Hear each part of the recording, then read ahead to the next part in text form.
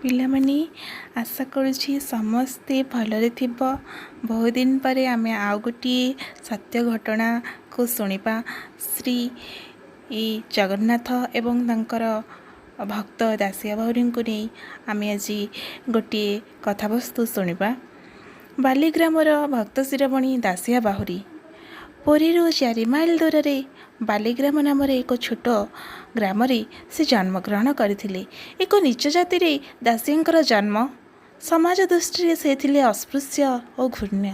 ସେଥିପାଇଁ ମନ୍ଦିର ଭିତରକୁ ତାଙ୍କୁ କେହି ପୁରାଇ ଦେଉନଥିଲେ।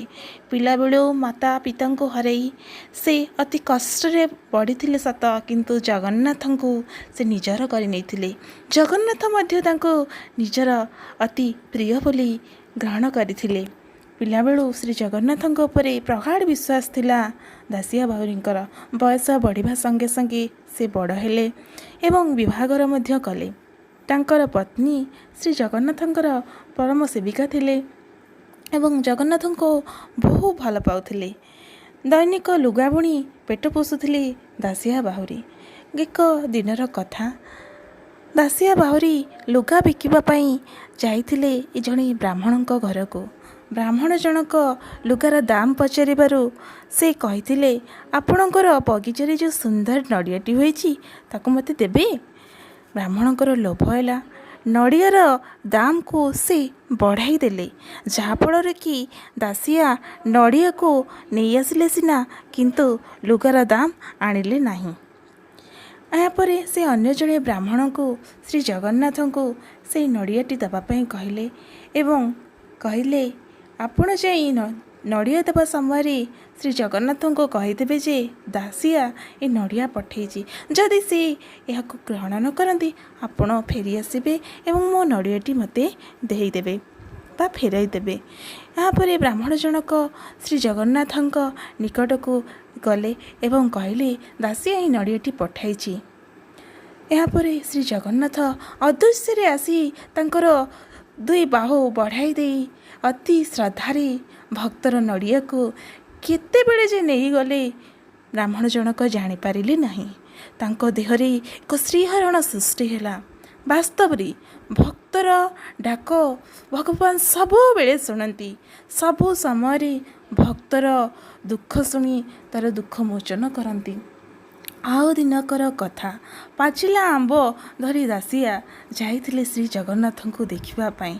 ତାଙ୍କୁ ତ ମନ୍ଦିର ଭିତରକୁ କେହି ପୁରାଇ ଦେବେନି। ଦୁଆରେ ରହି ଶ୍ରୀମନ୍ଦିରର ଦ୍ୱାର ଦେଶରେ ଜଗନ୍ନାଥଙ୍କୁ ଡାକିଲେ, କାଳିଆରେ ମୋ ଆମ୍ବ ଟିକେ ନେଇଯିବୁ, ତୋ ପାଇଁ ମୁଁ ଏ ମିଠା ଆମ୍ବ ଆଣିଛି। ଜଗନ୍ନାଥଙ୍କ ପାଇଁ ଡାକୁ ଡାକୁ ସେହି ସମୟରେ କିଛି ପଣ୍ଡା ପଢ଼ିଆରି ଆସିଲେ। ତାଙ୍କ ହାତରେ ଦେବେ ବୋଲି ସେ ଭାବି ଦେଖିଲେ ପଣ୍ଡାମାନେ ଟିକେ ଲୋଭ କରୁଛନ୍ତି ଆମ୍ବ ଗୁଡ଼ିକୁ ନେବା ପାଇଁ। ତାପରେ ଜଗନ୍ନାଥ କେତେବେଳେ ଯେ ଅଦୃଶ୍ୟରେ ସେ ଆମ୍ବ ଗୁଡ଼ିକ ନେଇଯାଇଛନ୍ତି ଦାସିଆ ଜାଣି ହିଁ ପାରିନାହାନ୍ତି। ପଣ୍ଡାମାନେ କହିଲେ, ଗଲା କୁଆଡ଼େ ଆମ୍ବ, କିଏ ନେଲା ଆମ୍ବ? ଦେଖିଲା ବେଳେ ରତ୍ନସିଂହାସନର ପଛପଟେ ଆମ୍ବ ଟାକୁଆ ଗୁଡ଼ିକ ପଡ଼ିଛି ଏବଂ ଶ୍ରୀଜୀଉଙ୍କର ଅଧରରେ ସେଇ ସୁନ୍ଦର ଆମ୍ବର ରସ ଲାଗିଛି। ବାସ୍ତବରେ ଜଗନ୍ନାଥଙ୍କର ଶ୍ରଦ୍ଧା, ଜଗନ୍ନାଥଙ୍କୁ ଯେ ଶ୍ରଦ୍ଧା କରିଛି ସେ ଜଗନ୍ନାଥଙ୍କୁ ପାଇଛି। ପିଲାମାନେ, ଏହି ସତ୍ୟ ଘଟଣାକୁ ତୁମେ ଅନୁଭବ କର, ଜାଣିପାରିବ ଭଗବାନ ଯେଉଁଠି ବି ଥାଆନ୍ତୁ, ଯେମିତି ବି ଥାଆନ୍ତୁ, ଆମେ ଯେଉଁଠି ବି ଥାଆନ୍ତୁ, ଭଗବାନଙ୍କର ପାଖରେ ଆମକୁ ସମର୍ପଣ କରିବାର ଅଛି। ଆମକୁ ଭଗବାନଙ୍କୁ ଡାକିବାର ଅଛି। ଭଗବାନ ନିଶ୍ଚୟ ଆମ ଡାକ ଶୁଣିବେ। ଭଗବାନ ସବୁଆଡ଼େ ଅଛନ୍ତି। ଆମେ ତାଙ୍କୁ ଖୋଜିବା ଦରକାର। ତାଙ୍କୁ ଯେ ଡାକିଛି ତାଙ୍କୁ ସେ ପାଇଛି। ଦାସିଆ ବାଉରୀର ଡାକ ଯଦି ଭଗବାନ ଶୁଣିଲେ, ଆମ ଡାକ କାହିଁ ନ ଶୁଣିବେ? ତେଣୁ ଏହି ମହାମାରୀ ସମୟରେ ଆମେ ଶ୍ରୀ ଜଗନ୍ନାଥଙ୍କୁ ଏତିକି ପ୍ରାର୍ଥନା କରିବା, ପ୍ରଭୁ ଏ ଦୁଃଖ ସବୁଦିନ ପାଇଁ ନ ରହୁ, ଆମର ଏହି ମହାମାରୀ ସବୁଦିନ ପାଇଁ ଦୂରେଇ ଯାଉ, ଆଉ ସମସ୍ତେ ଭଲ ମଣିଷ ହେବା। ପ୍ରଭୁ ପାଦ ତଳେ ଆମର ଭକ୍ତି ରଖିବା। ଭଗବାନ ଆମ ଡାକ ନିଶ୍ଚୟ ଶୁଣିବେ, ଯେମିତି ଦାସିଆ ବାଉରୀର ଡାକ ଶୁଣିଥିଲେ। ଜୟ ଜଗନ୍ନାଥ।